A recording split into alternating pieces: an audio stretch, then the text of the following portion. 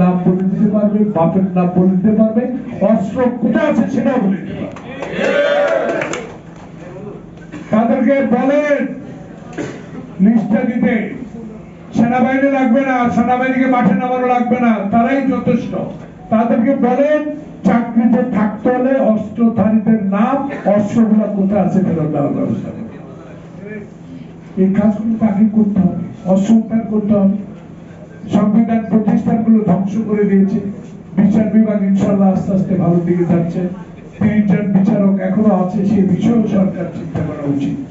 তাই আমি মনে করি যে একটা যৌক্তিক সময়ের মধ্যে একটা নির্বাচনের রোড ম্যাপ দেওয়া উচিত।